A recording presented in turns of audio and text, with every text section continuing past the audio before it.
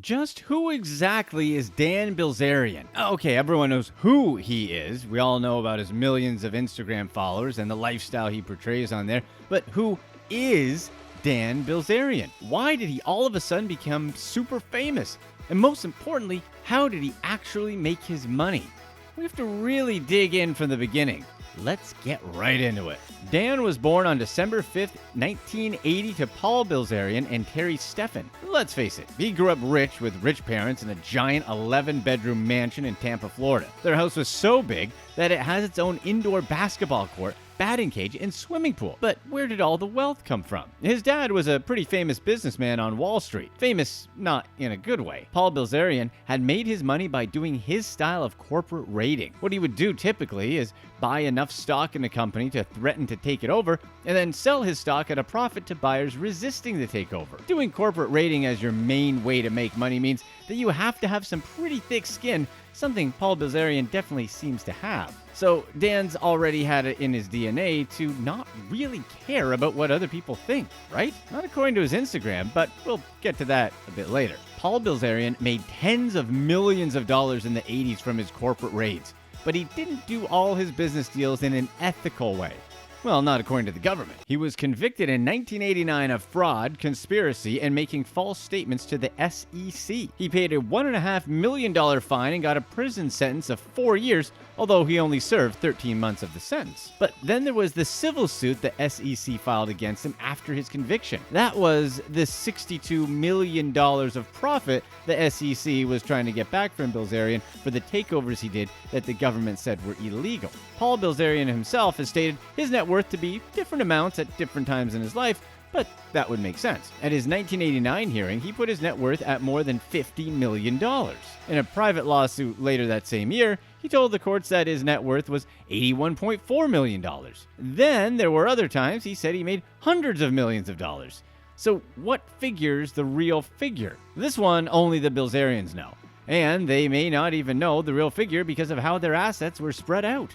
Something we'll talk about in a minute. But Paul Bilzerian has long maintained that the conviction was wrong. His reasoning? Because nobody was hurt by his actions. His official order to return the $62 million he illegally made came in 1993, but Paul Bilzerian was prepared. By the time that order came, what had Paul Bilzerian done? In short, he hid all his money. In 1991, Paul Bilzerian and his wife Terri built a mansion, but it was put in her name. 3 months after that, Paul Bilzerian simply filed for bankruptcy. And this wouldn't be the first time he filed.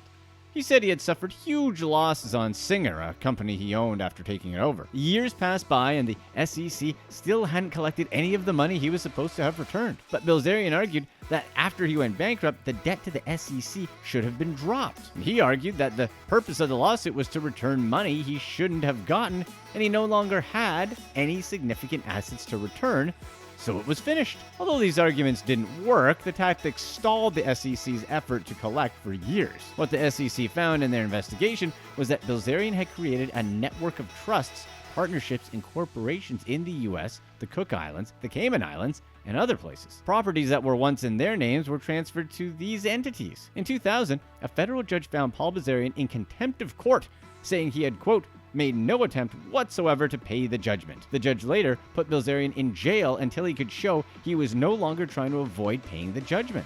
Paul Bilzerian has been officially quoted as saying, "I would rather starve to death than earn $1 to feed myself and pay the government a penny of it." There's plenty of other tactics that Bilzerian has done to avoid paying the fine, such as filing bankruptcy a second time, but we're not going to go any deeper into the details. You can see the clear picture now. The elder Bilzerian would rather fight tooth and nail to keep his money than give the government any of it, no matter how much it costs him. For what it's worth, only a person who really feels like they didn't do anything wrong would go this route, so Bilzerian does really seem to believe that. To this day, the SEC has only collected $3.7 million from Paul Bilzerian, and they've spent more than $6 million trying to get it back. So really, where did all the money most likely go? At this point, it's almost anyone's guess. Paul and Terri insist that they lost all their money. Well, let's assume that they didn't. Where would they hide their money? Once Paul and Terri got older, who would they give the money to? Logically, it would be to Dan and his brother Adam. the Bilzerian brothers became trust fund babies. They've admitted to having trust funds, but the actual amount they've never divulged. And maybe Papa Bilzerian told the boys that they have to come up with at least something to show that they actually made their own money. Because maybe one day the government will figure out a way to come for their money and claim they were never supposed to have gotten it, even after Papa Bilzerian is no more. So Paul made his sons find some sort of way to show that they made a lot of money, just in case that happens. So maybe that's the reason why Dan created his Instagram. The point of running the Instagram ads, paying the models to hang out with him, renting the large mansions, and living the life that a teenage boy would adore is so that he could eventually create a business off his exploding fame. First, they tried poker. Maybe they could actually make it in the poker world. In 2009, when they both made deep runs in the World Series of Poker main event, they were nicknamed the Flying Bilzerian Brothers. They both were described as venture capitalists. For Dan, that was his only cash ever in a live poker tournament when he came in 180th place and won a little over $36,000. Adam seemed to be a better poker tournament player, as he actually has total live tournament cashes of around $877,000.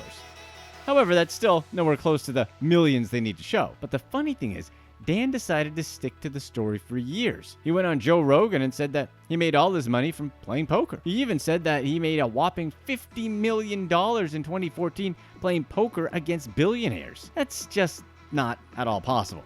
The high-stakes poker community is extremely small, so everyone in that community knows who everyone is. They know all the billionaires who play high stakes. They know all the games that happen, and these high-stake poker players don't see Bilzerian in these games.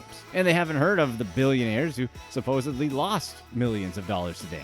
High-stakes poker player Doug Polk has called out Bilzerian before. He took the time to examine Bilzerian's poker game and a heads-up cash game that was streamed live on Twitch. Polk never played with Bilzerian at any of the high-stakes games he's played in, so he didn't have any experience playing against him. But he's still able to get even more information from his game watching the stream, since he can see Bilzerian's whole cards. From Polk's analysis, even though Bilzerian is an aggressive poker player, most of his play amounted to him just being a bad player. Polk watched Bilzerian make a number of basic mistakes that a high-level poker player simply wouldn't do. He came to the conclusion that Bilzerian's story of winning tens of millions of dollars is completely impossible. What about his businesses? Bilzerian has to have some money come in from some business, right? Dan does have businesses in his name, except it doesn't seem like there are any of them that make money. So far, it looks like the only thing Dan Bilzerian is good at is just spending money. Dan started a company called Ignite in September of 2018 as a recreational cannabis brand. Then it all of a sudden became a CBD company. Then it just became a company that's happy to just put its logo on anything it could.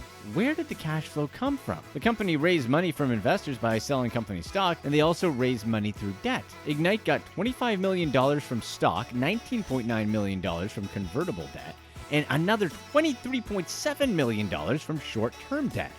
However, Ignite lost a reported $50 million in 2019. But where did the money go? Basically paying for all of the Bilzerians' lifestyles. That, and to pay people that were acting like they were running a company with investor money. Ignite lost $43 million in 2019 on operational costs, which was made up of Bilzerian's personal expenses masquerading as marketing and promotion, the cost of leasing office spaces, and compensation for staff and executives. One example of a fake business expense was Dan Bilzerian's $2.4 million annual rent that showed up on the books. Red flags were first raised by the accountants doing the books in preparation for Ignite's annual report. They found plenty of suspicious charges on Bilzerian's credit card and written off as company expenses, such as a $500,000 yacht rental and $26,000 to boost Bilzerian's Instagram followers. Bilzerian expected the company to approve any of his expenses he submitted as legitimate business expenses. Curtis Hefferman was the former president of Ignite, and he claims in his lawsuit against Ignite that Bilzerian funded his lifestyle through the company. But Hefferman didn't want to participate in financial fraud. Specifically, he refused to misclassify a government loan as miscellaneous income on Ignite's balance sheets. Wait, there was a government loan involved here? This means that some of the money Dan Bilzerian used was also your money? Ignite received $1.2 million in Paycheck Protection Program loans from the Small Business Administration. Because Hefferman didn't want to commit fraud, Bilzerian had fired him. That's what Hefferman claims anyway. Ignite Cash also was found to have expenses for other companies owned by Bilzerian. In short, Ignite was a company that was treated like an ATM by Dan Bilzerian since it was other people's money. So did Bilzerian really make his money from poker? Most likely not. There's practically a 0% chance that Dan made it from poker. Does Bilzerian know how to run a business? From Ignite's track record, that answer is a big no. So the most likely scenario is that Paul Bilzerian didn't go bankrupt at all. That money he made from the 80s corporate rating is hidden in an assortment of different ways, and it's all left to Dan and Adam Bilzerian. Here's what's next.